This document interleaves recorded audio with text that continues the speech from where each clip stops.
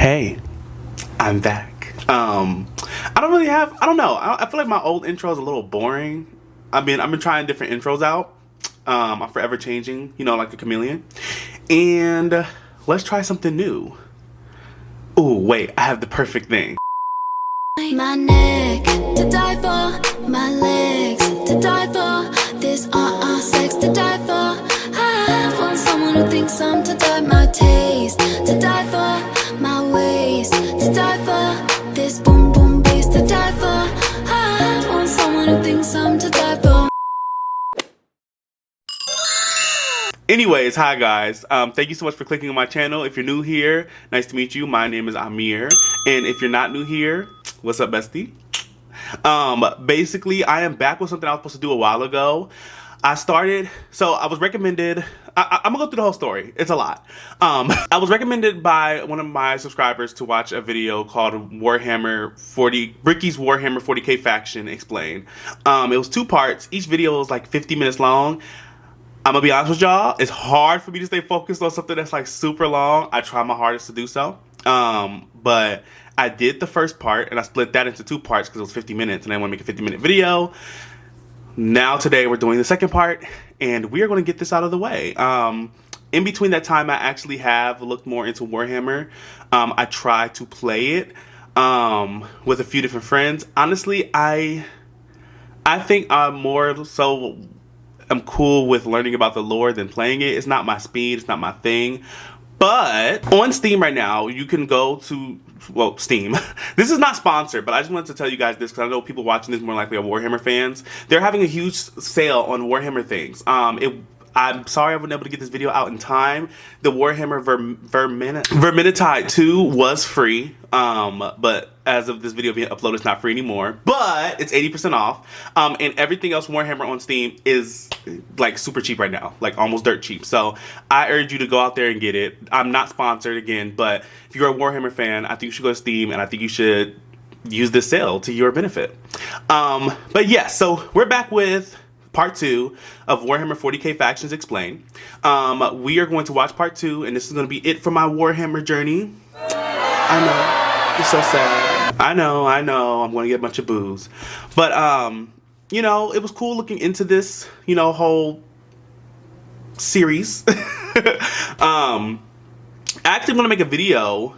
I want to make it this week. I don't know if I'm going to make it this week, but I want to make a video soon actually talking about talking about stuff like this.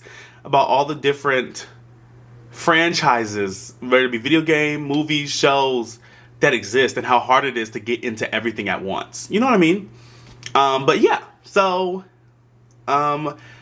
this is Bricky's Warhammer 40k Factions Explained Part 2. And I can't wait to get into this. So let's get started. Hey all, this is part 2 in a 2-part series on the Warhammer races. If you haven't seen part 1 yet, we do the Imperium of Man. You can check that out in the description, and I would highly recommend you watch that to get context for this episode. If you already have, go ahead and keep on watching. So after an entire episode of nothing but humans, we can now talk about chaos, which involves humans again. But a little bit less, we also got demons and shit. I just felt someone grab my ass. What? Like hard, Nick. So, as I've mentioned many times before, we've discussed the warp, the immaterium, the hellish landscape, the purgatory dimension realm between the material realm of our existence. Now, in the warp, it's terrifying, horrible, there are demons everywhere, things are crazy, all your minds and thoughts and emotions get projected there. It is both formless and empty, it is vast and tiny, it obeys the laws of time and physics while simultaneously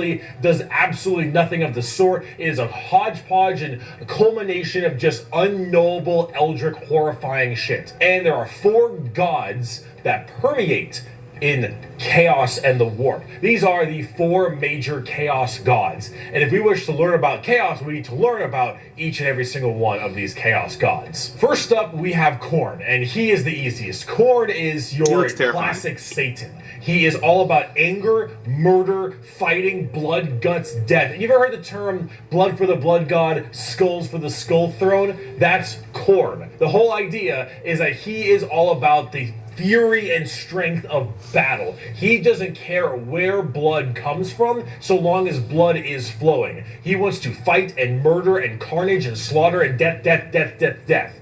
That is Khorne. Very simple to understand. Next up, you have Tzeentch, and Tzeentch is the god of change. However, the god of change, it's permeates in so many different other ways. He's the most eldritch of all the demon gods. He has this weird way to always be plucking at the strings of the universe. He's always conniving and scheming and doing his best to cause as much little bullshit as he can. Tzeentch is unknowable. Everything that makes sense, he will and won't do. Every future and setting and every type of destiny or that looks absolutely disgusting. All foretold and also changeable. It is set in stone while also completely random. He knows what everything is going to happen and also that none of it's going to happen. You would ask Tzeentch a question. That question leads to 3 more questions. And those questions lead to the heat death of the universe, which asks 4 answers to those questions. And then he thinks to himself, what are questions even really? And are you even asking the questions? Or are you simply giving paths to answers and other horseshit? Tzeentch is just, I'm gonna fuck with stuff. He is yes and he is no. He is the understanding and he is complexity. He is unknowable. And that's what the God of Change is about. Very bizarre. And he likes birds a lot. I don't know why. Next up, we got Papa Nurgle. Papa Nurgle, he loves you for who you are. Probably not. He will murder you just the same. But Papa Nurgle is about rot, pestilence, death, and decay. He is the end of everything. Him and Tzeentch do not like each other very much because where Tzeentch represents change and adjustment, Nurgle represents stagnation and death. He is all about miasma and pestilence and large bloat and pus and organs and people just being sedentary, sloth. He is the idea that everything will rot and decay and die. Nothing is certain besides decay and death. All of us will end up the same way, and broken down through just sheer never-ending decomposition. So the joke that Nurgle always loves you is generally because of that, because we all end up the same. We all rot, and we all die and wither. That's Nurgle, and he's got a general theme of course, pestilence and different kinds of diseases and sickness and things of that nature. That's generally Nurgle. He's pretty easy to understand as well, and he chunk. Finally, we have the youngest of the Chaos Gods, and that is Slaanesh, also known as the Prince of Pleasure or the God of Unspeakable Excess. Slaanesh is generally referred to with sex, but it's not only sex, it's just that's a good avenue if you want to make stuff. Slaanesh is just the idea of the senses of the body being cranked to not just 11, but more like 17. See, we'll discuss Slaanesh a little bit more when we talk about the Eldar, because they done fucked up, but it, or whatever, is mainly about just the excess of emotions. And therefore, sex is generally a large part of it. However, it's mostly pain and torture. Lots of pain, torture, but sometimes sexually related or drug related. Lots of drugs. Lots of drugs. Slaanesh gets off on everything. Extremes in happiness, extremes in sadness, extremes in pain and sadism and masochism. And of course that goes along with the sex part of it as well. It's generally referred to with sex because of the color scheme, very purple, lots of exposed genitalia. A lot of their models have like exposed nipples and stuff. And that is generally the theme you go for from a physical side, but it really embodies everything. Mainly pain and also the excessive amounts of emotion. So when it comes down to it, you'll find a lot of them have things like spikes or whips or any kind of BDSM style gear because it is unspeakable excess. The Prince of Pleasure. Everything in excess to the point where it is just sheer frightening. That is Slaanesh in a nutshell. A little bit bizarre and a little hard to describe sometimes, but as we talk more about the Dark Eldar layer in this video, you'll understand it far, far better and far more than you'd want to. Now, you might be thinking, why would anyone ever want to join Chaos? They all look horrifying, screwed up, and just frightening things, right? Well, the thing is that, of course, one, your mind is put into into the warp and the immaterium, so you can be easily swayed by chaos demons when they get into your head, especially if you're a psyker. Sometimes regiments of the less mentally strong people, whether they be civilians or say low-level guardsmen or conscripts, can be easily swayed by this and become chaos cultists and stuff, and they serve their dark gods and whatever god they personally prefer. However, and this might seem strange, chaos in their own right isn't necessarily evil. See, the warp is every manifestation of emotion and being, every soul, everything of existence. This includes all the good things. All the different chaos gods have another side to their coin. Khorne might be death, murder, slaughter, slaughter, but he's also got this weird sense of survival of the fittest, trial by combat, and honor. Khorne will never lie to you. Khorne will never stab you in the back. Khorne isn't about conniving and scheming. Khorne is about straight up mano-y-mano, you versus me, get in the ring, we're gonna murder each other hard right now. It may not be a good thing at the end of the day, but it is that other side of the coin. Him and Tzeentch generally don't get along because Tzeentch is that conniving schemer, but he's also about the idea of hope. Where there is change for your predicament. There is change for your problem. The hope of the galaxy, the ability to bend the world to your will, the idea that your fate is not set in stone, but in reality that you control your own destiny and can control it whenever you want, the changer of ways. That is Tzeentch. And of course, Tzeentch and Nurgle hate each other because while Nurgle does represent stagnation, death, and decay, he also represents finality and ending. The fact that you can be mentally at peace knowing that you will end and how you will end. Fear of the unknown, fear of change is not present with Nurgle. With Nurgle, everything will rot and die, and that provides that finality, that ability that this is over. We are all the same, and we will all end the same. We know the meaning of life. The meaning of life is to live and die and rot. And with that, it brings peace of mind. Slaanesh is a lot more simple. While they are the excess of emotion, they are also the representation of emotion. Slaanesh embodies happiness. Slaanesh embodies excitement and joy and pleasure, not only in the sense of the physical, bam style of pleasure, but also everything else like food and drink and air on your cheek and sunlight, the feeling, emotion and feeling. All of that is also represented with Slaanesh. So you have to ask, why are they always represented as super evil skulls and spikes on everything and want to murder everybody? I don't really got an answer for you on that one. My assumption is that because mentally humans may think worse thoughts even if we don't act on them, and therefore they're projected in the warp more. That one's a little bit weird. I don't know. This is me spitballing right now, but I don't know. You need a super bad guy. You already got the Imperium of Man. You need somebody to be a little bit worse than them. So you got demons. Honestly, who cares? I just want to buy like a bird magician. Look at him. So cool. So combining all this together on the tabletop, Chaos Demons are generally very melee based. They run in, go really hard. You have lots of summoning and conjuring, tons of spells. Generally a little bit frail, but they have special saves to make them a little bit stronger. You've got giant demons and smaller demons. You got hordes of little boys and tons of big guys. Demons are as they seem. Demons. Nurgle they is look slow, so disgusting. I'm Khorne sorry. is super scary and They just look so melee. gross. You've got Tzeentch, who are far more into psychers and spellcasting, and then Slaanesh, who is all melee, really, really, really fast, but squishy, but in lots of hordes of tons of melee and pain damage, of course. So overall, the demons are a huge part of 40k and a massive threat to almost every single faction, with the exception of a couple. However, the big part about demons is also transferred into the other 9 Primarchs we didn't talk about, which are the Chaos Space Marines. So Horse and Those all of his sounds. boys, all of them in the Primarchs, they have all also become Chaos Boys, and they all have their own special Chaos Legions, specializing in so many different things, just like the Adeptus Astartes, the Angels of Death, the regular Space Marines. Chaos Space Marines aren't a whole lot different than the regular Space Marines. They have the same armor, generally the same training and toughness. They just specialize in different kinds of things. And also a lot of the Primarchs have ascended into greater is it greater demons?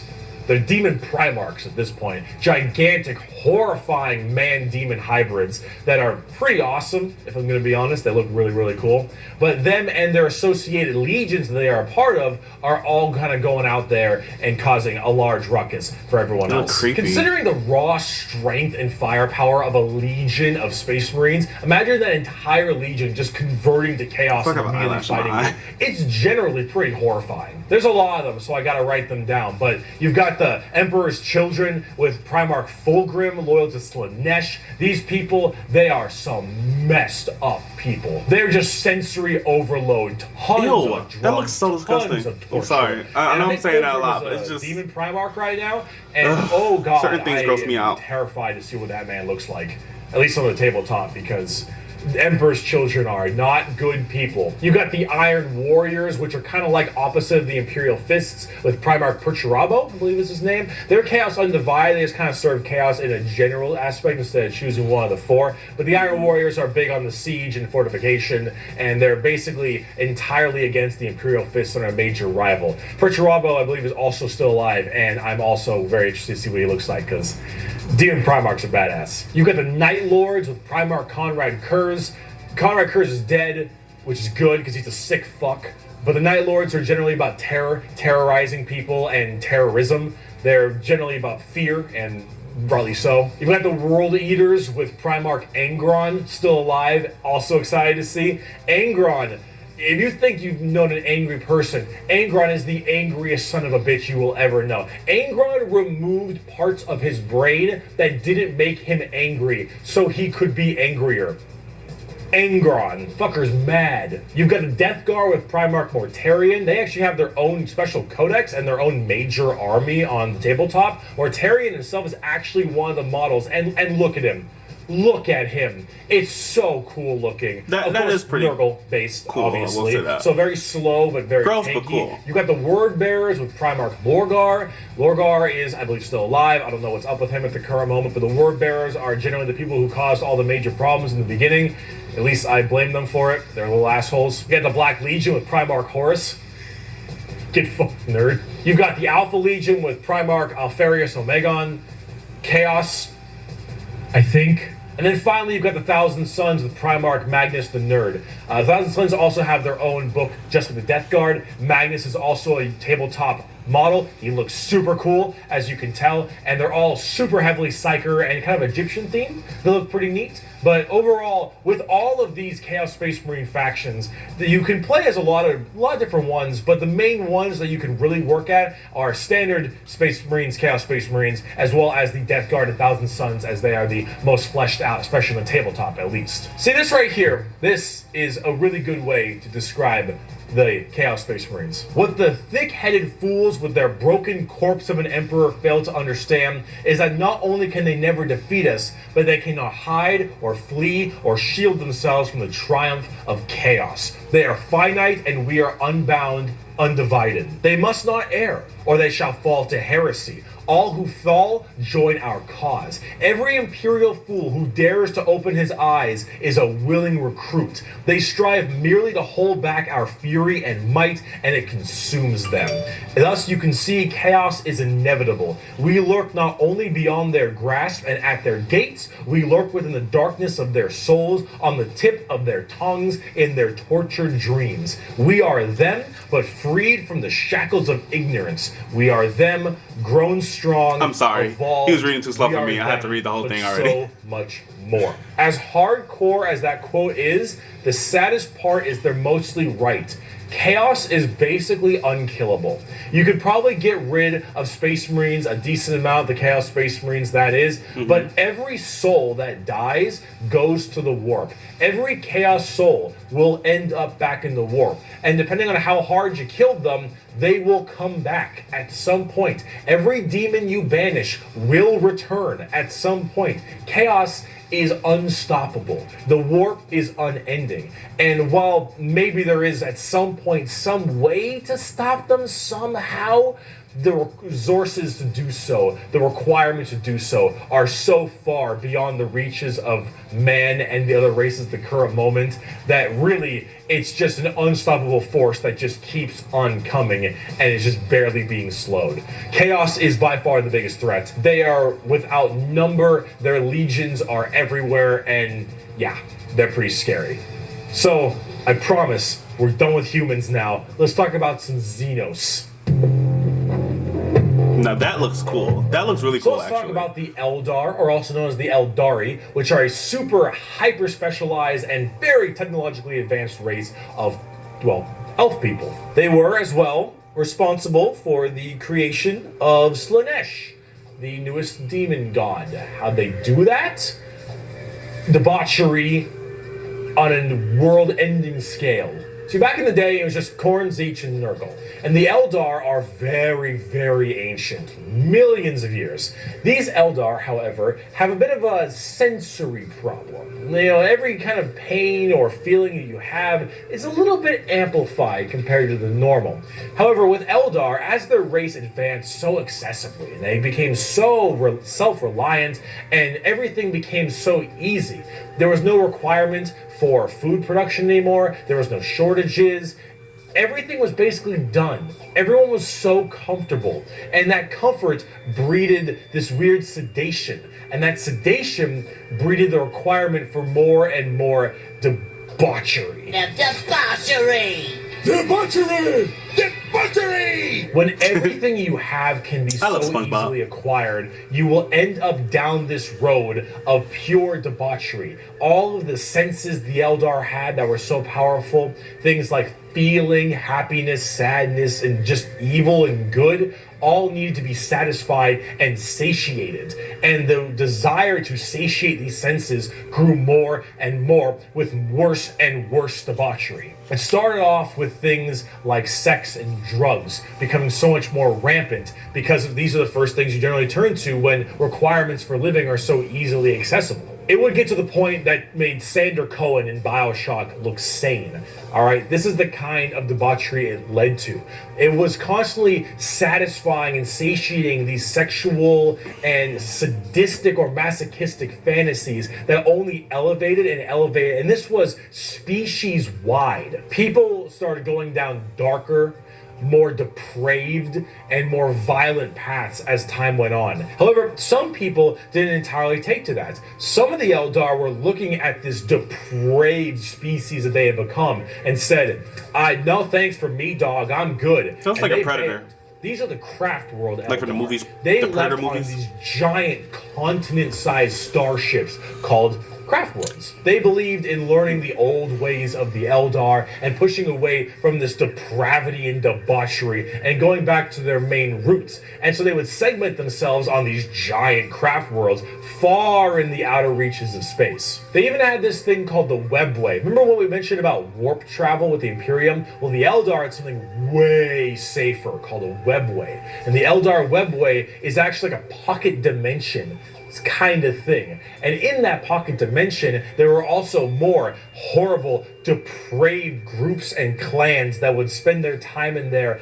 And if you imagine the debauchery was bad already, these were debauchery X10. So all of this continued, and it bloated until Slaanesh just burst forth. All that emotion, all that mental, thought processes, I suppose, all of this in such a condensed space. Don't forget, this is all being shot, all their souls as well, into the warp. All of this depravity right into the warp. So what happened? Boom! Slaanesh was birthed and killed off 90% of the entire Eldar population. Untold trillions had their souls ripped from their bodies and their actual fleshy bodies devoured by Slaanesh demons. The entirety of the Eldar race was eaten alive and their souls consumed to the Prince of Pleasure. All of them got fucked up. It was so bad that it literally ripped a warp hole into the fabric of the materium called the Eye of Terror. That's literally this like quasi horrifying gateway portal from the materium and the immaterium right next to Cadia. And it is horrifying.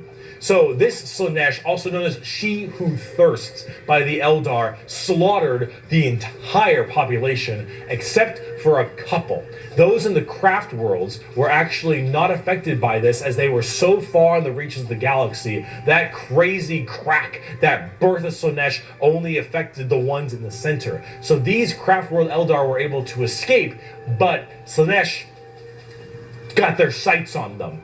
Every time an Eldar will die, their soul doesn't just pass into the warp naturally. It goes straight to Slaanesh, craft world or not. What about those people in the webway? Well, imagine that giant birth happening, but they were only able to just barely get a grasp onto you. Slaanesh was just barely able to hold on. These people are the Dark Eldar, or also known as the Drukhari. The Eldar population right now is so massively small. It is minuscule compared to any of the other most of the other populations in the universe. The Eldar are consistently having issues trying to get their population up, because as their souls are constantly being hungered by from Slaanesh, they realize their entire species is doomed. And they understand it very well. Since the time of the fall, our race has been haunted by what we, in our reckless pursuit of hedonistic indulgence, gave birth to. Though our dreams once overturned worlds and quenched suns, we are now but fitful shadows clinging to the edge of existence. All the stars in the sky cannot blot out the hateful glare of the red moon's eye. The birthing place of the great enemy pulses with all the malice of a demon that is dreaming, casting its shadow over all we have ever done and all we ever shall. Every twisted strand of fate and casting of the runes leads me to this time, to this place, and it is clear that the final battle awaits me at the ancient Crone worlds, a conflict the likes of which has not been seen since the Monkai warred amongst themselves and their corpse of a seer fell to his traitorous son, is coming, and all my steps lead towards it, no matter that I walk other paths. I see the stars stained red with the blood of the Monkai, and though their wars do not concern me, I would gladly let them destroy one another. I know that to avoid this fight is to condemn my race to inevitable doom, and though all I see is darkness, I know that I will not flinch from my destiny. And now let's talk about cute plastic models. Bro, I'm straight up not having a good time. The first playable race we have for the Eldar are the Craft World Eldar, and living in those Craft World starships I mentioned earlier. And each of them have their own kind of Craft World, almost like a Space Marine Legion. Each Craft World is in itself its own special kind of group. And the Eldar themselves are very fast and rely a lot on trickery. They are squishy, a bit weak, but they're very in tune as psychers. Tons of psychers across the entire Eldar population, and their weaponry and abilities are fast and extremely hard-hitting, but of course rather fragile. Understanding an Eldar's brain is an exercise of futility. They are all over the place in confusion and trickery on a whole galactic scale. They fight weird, they think weirder, and Eldar in their own right really rely on this to keep their species alive. They need to think about deception and the strangeness of what they do if they truly want to not be immediately murdered and slaughtered wholesale thanks to their entirely small population. However, I must say that it seems like their population is getting slightly better. These craft worlds hold millions upon millions of people, and as they continually, reproduce and have their craft worlds expand, losing a few people in battle, while hurts a lot, they aren't really losing what's extremely precious to them. It's not like every single death means the death of their species. It seems like they're kind of on the upturn a little bit. They're still a doomed race being sucked into Slaanesh every time someone dies, but they are definitely doing a little bit better than they were before. Eldar are fast, cunning, and what they don't make up for in tankiness, they make up for in extremely advanced weaponry. They also call humans Monkai, which is something I mentioned earlier. That is a derogatory slur for humans in the Warhammer world. Why is it called Monkai? Well, it's because you can't, in your game, call people monkeys. That's exactly what I was thinking. I'm like, it looks like monkey. Exactly what I said. Not very tanky. I accidentally hit my mic. Generally pretty Sorry. squishy. hit like trucks and move at Mach 5. Fast, hit hard, die fast. Exactly how it sounds. They've been good for a very long time, too. We bring only death and leave only carry-on. It is a message even a human can understand. Eldar. So, Drukhari.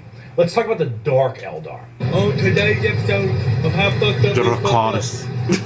That's fucked up. So those people I mentioned in the webway, in the super deranged cults and the depraved people of the Eldar, in the webway they didn't quite get a hold onto them. So Slanesh like has them, but it has them on like by the pinky finger.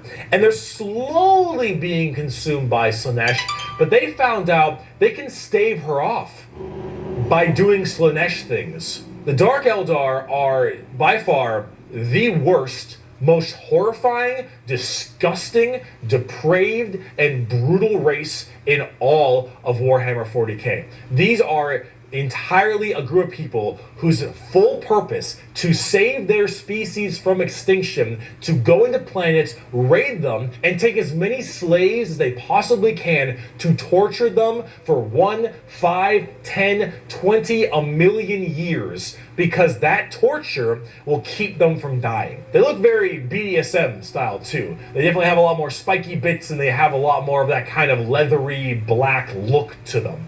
But let's say you are an upstanding Imperial citizen, living life on a regular planet. You get invaded by the Necrons. The Necrons will shoot you with a deatomizer, and you will be destroyed in a millisecond, and that's it. Not the worst way to go. You are invaded by Chaos Marines or something. You take a bolter shot to the head or a chain sword across your stomach, and you get cut in half. Painful, but not the worst. The Orks arrive. They beat you to death. Hurts, but, you know, whatever. Tyranids, they eat you alive. It's pretty rough. The Dark Eldar. This is going to get a little graphic. I apologize. You pray you die. You don't. You are instead taken as a human slave. Your life will be endless work and agony, 24/7. They will make sure you cannot die, as your pain satisfies them. They will hook you up to all manner of torture devices. They will inject pain-based like stimuli drugs directly into your nervous system. They will slowly run razor blades across your skin. They will fillet you and pull out your teeth and your fingernails one by one. Ew. They'll remove your appendages and your skin and wait for it to grow back so they can do it again. They will murder and torture and use the R word, it rhymes with grape, your entire family in front of you and do the exact same thing to them. You yourself will also be rhymes with grape anywhere and everywhere possible. And this will occur for 20 years until you are no longer satisfying to them. And then you will be contorted, crushed, and twisted into some form of trophy. A fleshy trophy, or a ring, or a couch, or a TV stand, or perhaps a wonderful hat, while you are, of course, still alive and breathing. And you will become a moaning, fleshy trophy for eternity. And that is what happens when you are taken by the Dark Eldar. They are the most depraved, most horrifying race in all of 40k. And they do it so they all don't die. They are literally forced to do this, because if they don't, Slanesh's grip will get harder and they will have their souls pulled away. So long as they keep doing this, Slanesh is like, "You're doing good, man. You're doing solid. You keep that shit up, you elf-eared bastards." That's the Dark Eldar. That's the Drukhari.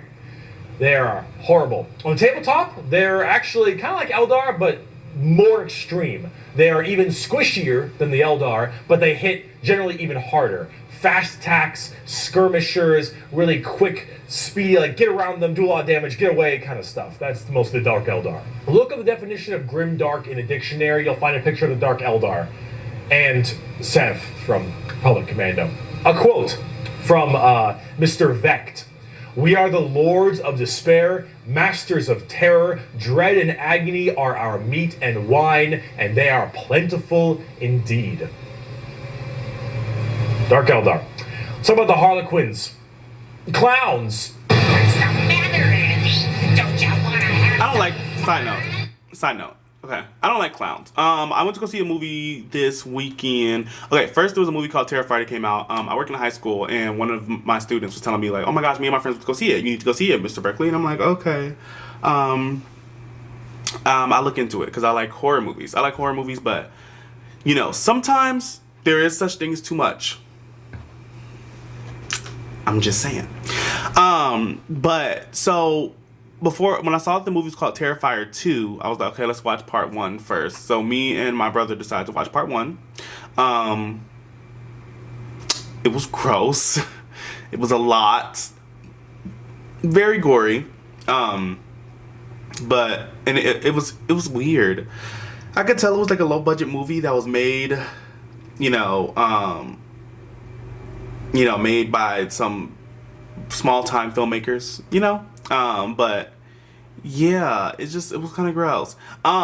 Speaking of, also, like, it gave me that vibe of like Grim Cuddy, but it was better than Grim Cuddy.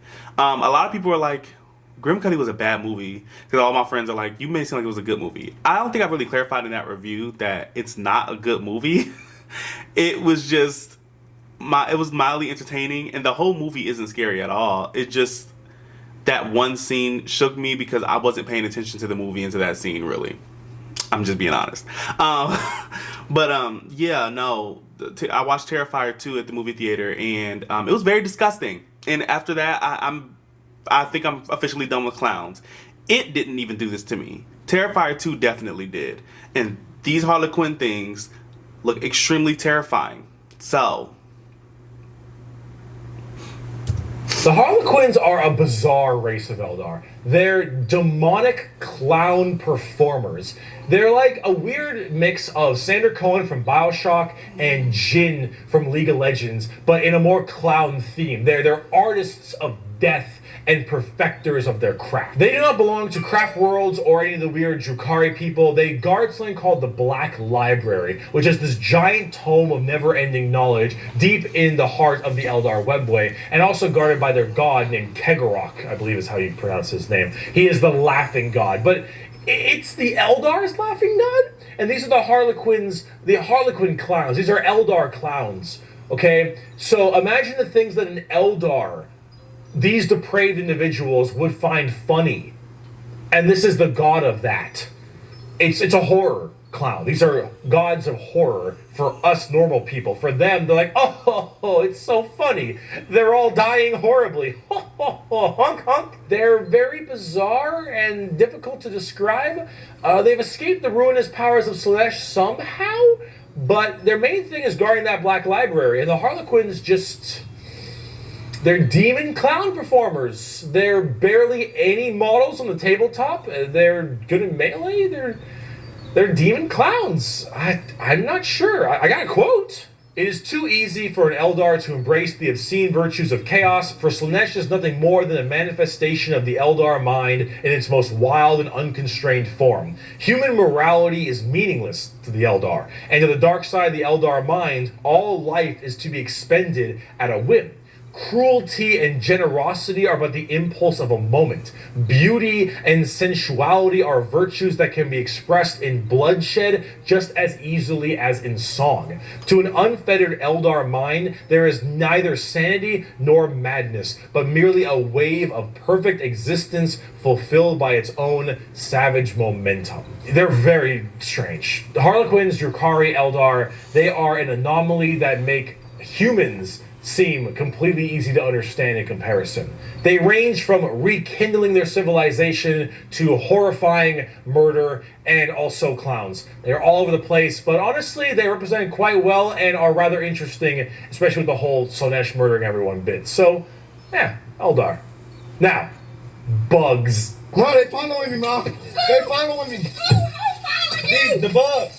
The bug! The Tyranids. Now, can't. you want to talk something a little more fun, a little more simple than all this crazy Eldar shenanigans? Let's talk the Tyranids. They're bugs. Do they look like Zerg? Hell yeah, they look like Zerg. You want to know why they look like Zerg? Because they were actually supposed to be what Zerg were. Apparently StarCraft was supposed to be a 40k game in the beginning, hence why they look so much like Eldar, Zerg, and the Imperium of Man. Like, kind of space marine-y, those Marines, huh? They look a little bit Space Marine to me. Maybe. I don't know. They look You really similar. fucked up on that one, Games Workshop, didn't ya? Tyranids are a giant infestation of unfathomable proportions. These are giant, extremely bio-advanced hive mind organisms that are basically all about absorbing as much biomass as they possibly can to evolve and mutate to be extremely potent and powerful and kill and eat anything in their path. They are probably the least evil faction in all of 40k because all they want to do is eat shit. They want to nom nom the entire galaxy. They hangry and we food. Also, this Tyranid hive mind has a presence in the warp. In fact, Tyranids in their own right have a massive presence in the warp. They have a thing called the shadow in the warp specifically, where when they are coming in to invade a planet, they have this looks so weird dark ability on the to camera. kind of cut off the warp on all the psychers on that planet. And how do you get help across the stars? Well, you need the warp because you need that for interstellar travel. So with people unable to call for help from the Tyranids, these are just easy pickings. And an entire giant Tyranid hive fleet comes out of orbit and just will massacre, absorbing all that biomass and turning them and all of their other Tyranids into even more advanced monsters. They come in so many varieties too, all based on what is important. Tiny little ripper swarms for scouting and having little dudes eat people up, to the Hormagons, Termagants, and Gene Stealers, all the way to the Hive Guard and the Exocrines and the Swarm Lord, to Hive Tyrants and their giant battle fleets, and even something This is a crazy lot. as the Hierophant Bio Titan. Oh my Tyranids God. come in all forms and sizes depending on what they require. That looks like the They are Cloverfield monster, extremely a little good bit. At Just a little bit. anti-biological Just a little bit. weaponry. There is no way you can plague them or blight them. They have extremely strong armor, carapaces and such. Tyranids are nigh perfect a organisms UPS truck. and are pretty spooky when it comes down to how they handle all of their genetic material. Keep feeding them, they'll keep evolving. They keep on creating new horrifying organisms to spread across the galaxy. And you know what the most terrifying part of the Tyranids is? We might be surrounded. There have been around 6 or 7 Tyranid hive fleets. Behemoth, Kronos, all these different kinds of hive fleets. And they've all arrived in the galaxy from different points. Different sections of the Milky Way galaxy have had different Tyranids come through. And that is horrifying.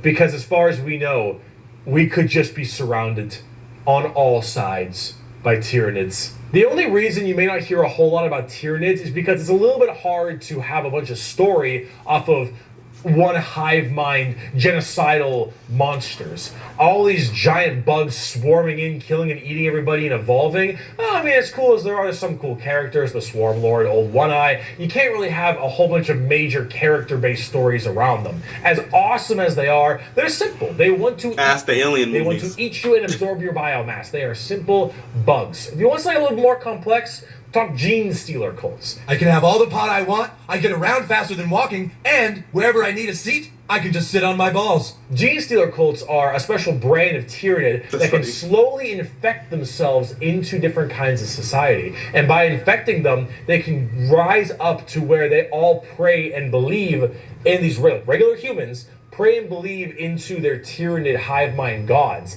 And these brood lords and I think they're called patriarchs all can turn an entire world all based into Gene Stealers. And these are called Gene Stealer cults. An entire hive world of the Imperium can be turned into nothing but servants of the Tyranid masters just by infecting them and screwing with their genetic code a little bit. They also have this cool like Mad Max look, which is really neat. They are definitely one of the bigger threats to the Imperium besides Chaos. I keep saying biggest threat to the Imperium. They're up there though, because you, dingus, stepped on a bug in middle school.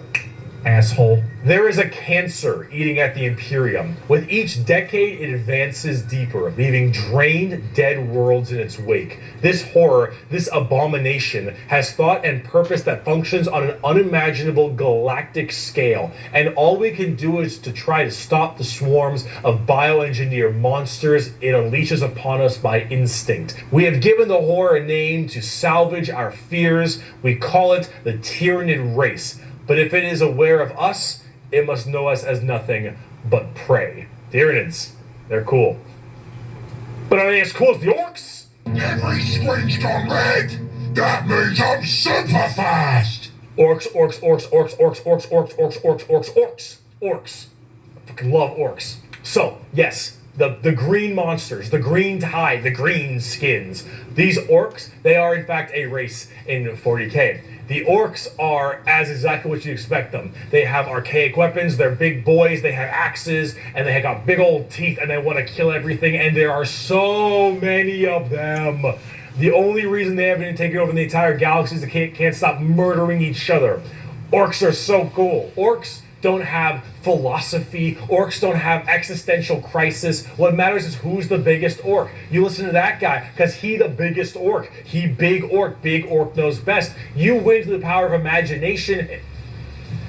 Of all the races I have battled throughout the galaxy, the orc is the hardest to comprehend. They wage war with machines that should not work, care little for strategic gains, and are just as likely to slaughter each other as the enemy. How does one battle an enemy that defies all logic?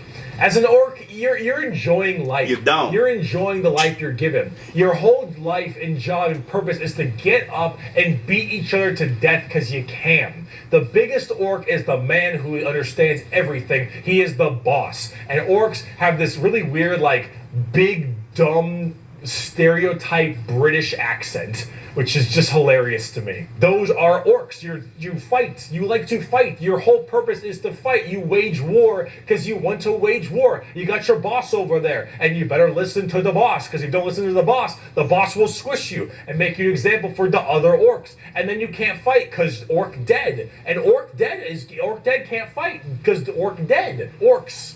They scrap together machines out of parts that don't make any sense, and because they believe, they have the mental imagination that machine will run, it'll run. If that machine's out of gas, you're driving that machine with your fellow orcs, and the biggest orc is behind the wheel, and you run out of gas, some orc behind you like, why is Zog, everyone we're out in of the gas. world And the big orc calling is like, no, we're not. I filled the fucking gas tank up earlier. And all the other orcs are like, oh yeah, you did do that. And then you turn the fucking mech back on, and it works again. Does it have gas?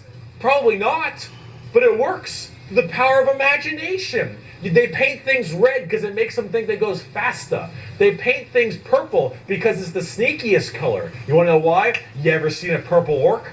Didn't fucking think so. Orcs are also like ancient as hell. They're back in the Eldari time frame. But back then they were called Orks, and they were much larger and scarier and far more intelligent. Now they're just orcs, and they're big, dumb, and they smack things. But they're pretty spooky. They're not very well armored, but they hit really hard, and it's called the Green Tide because there are so many orcs. There are about as many orcs as there are Tyranids. Maybe more. Who knows? But they keep on, murdering each other, so it's not too bad of an issue. Orcs are entirely comic relief. Their stuff is slapped together. That makes no sense. Their vehicles don't work the way they're supposed to. It works because they imagine that it works. Orcs care only about who is the biggest orc, and they will follow the biggest orc. And then if they want to be the biggest orc, they'll challenge the biggest orc. And then when they go and they issue a WH is just war in orc, they murder everybody and everything in this giant tide of green orcs who are just excited to be hitting something. They don't care that they're hitting Eldar or the Imperium or Tau or anyone in between. They're just so they get to beat shit up. That's orcs. And on the tabletop, they are a total coin flip, and they're really fun. I have never met a salty orc player. I have never met someone who plays orcs and is ever just a bad guy or that guy. Orc players have this kind of fun to them because when you play them, you are completely submitting yourself to RNG. So here's the thing. Guardsmen, Imperial Guardsmen, when they shoot, they roll a dice, and on a 4 up, they'll hit their target. They have a 50% chance. Space Marines, pretty good. They hit on a 3 or higher because they're well trained. Adeptus Custodians, they hit on 2s because they're just super well trained. Orcs, they hit on a 5 or higher. But if they roll a 6, they get to make another shot with anything. from the dinkiest pistol to the biggest rocket launcher. It doesn't matter. Half of their stuff will blow up on a whim. One of their medics, if you roll a 1 to heal someone, you fuck up your surgery and you just kill an orc. They're so wacky and silly. But the thing is if you roll well, you roll high, and you keep rolling high, you are going to crush people. And if you don't, you lose. I mean, that's what you get when you play orcs. That's what happens when you play orc. It's a coin flip. Which is why you can't be a salty bitch when you play orcs, because things won't go your way.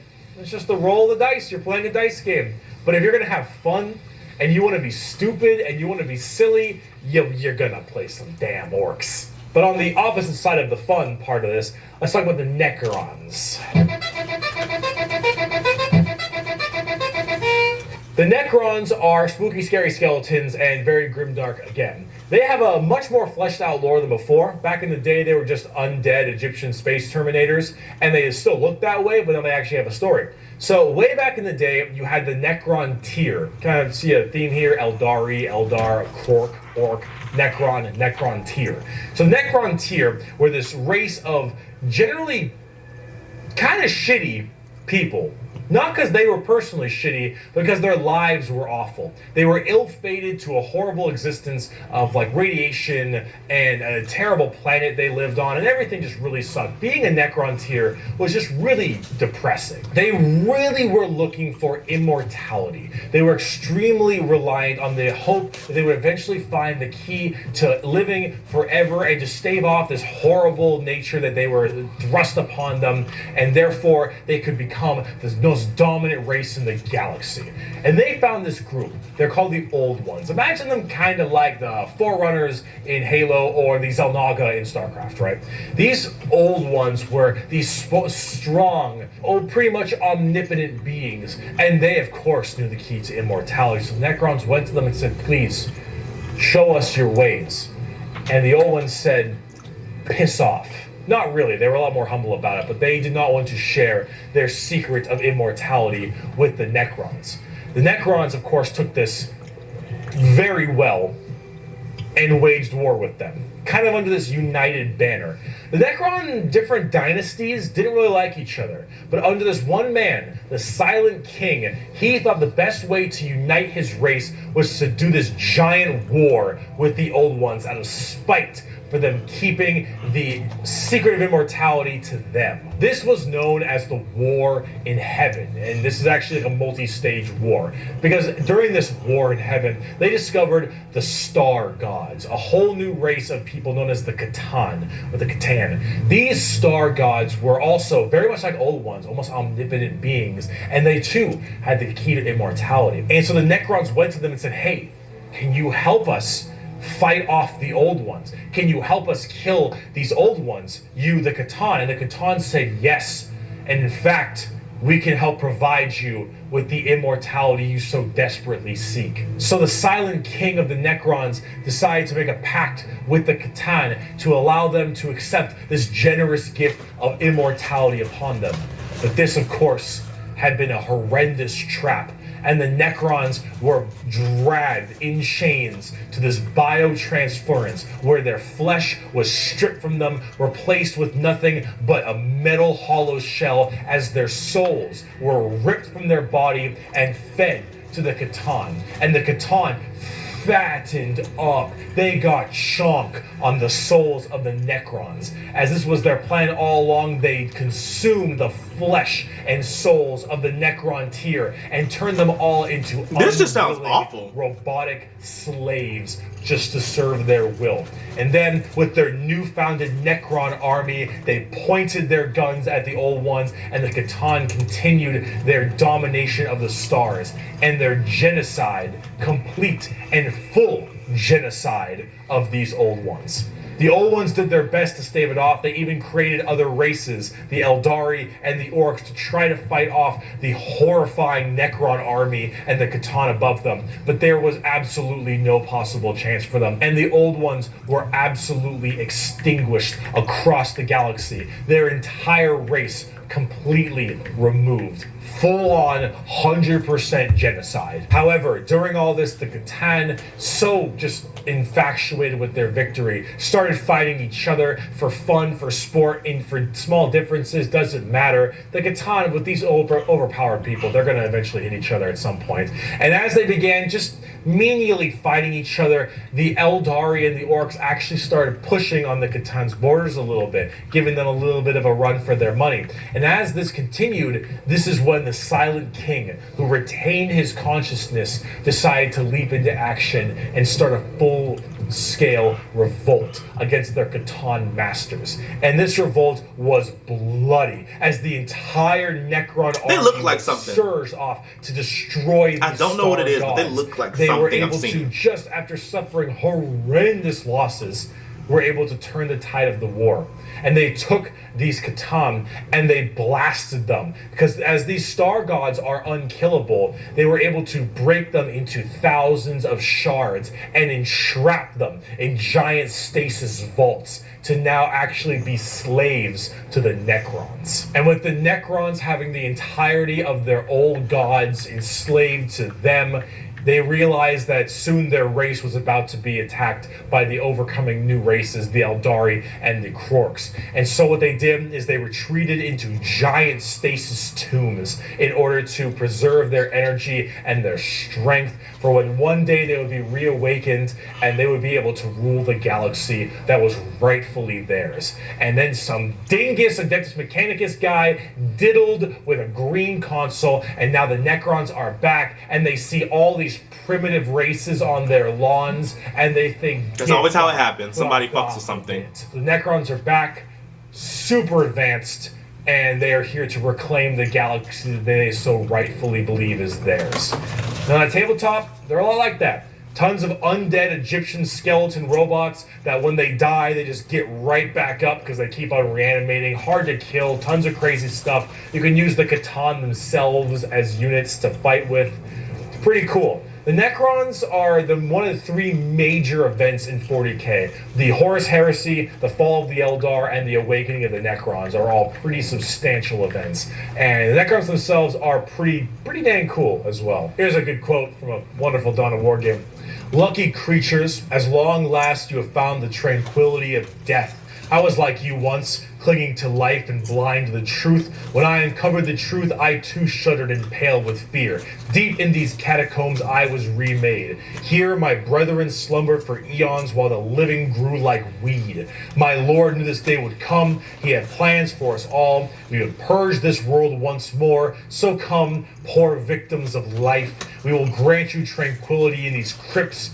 Kronos will be a tomb world once more." Necrons are also pretty smug. Trazyn the Infinite especially. A little dickhead. But speaking of dickheads, Not Mr. Steel Girl. last race, let's talk the Tau. We made a fucking Wookiee. The exact formation of the Tau Empire is not entirely understood.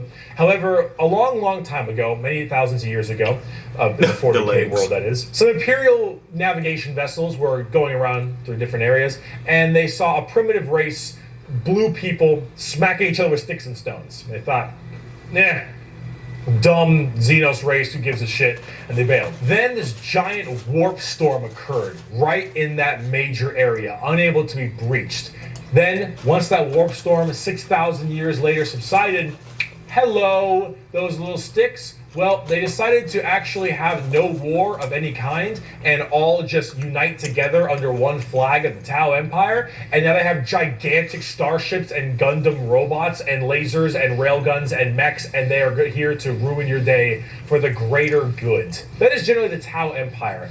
They have this kind of feeling of this homogenous group.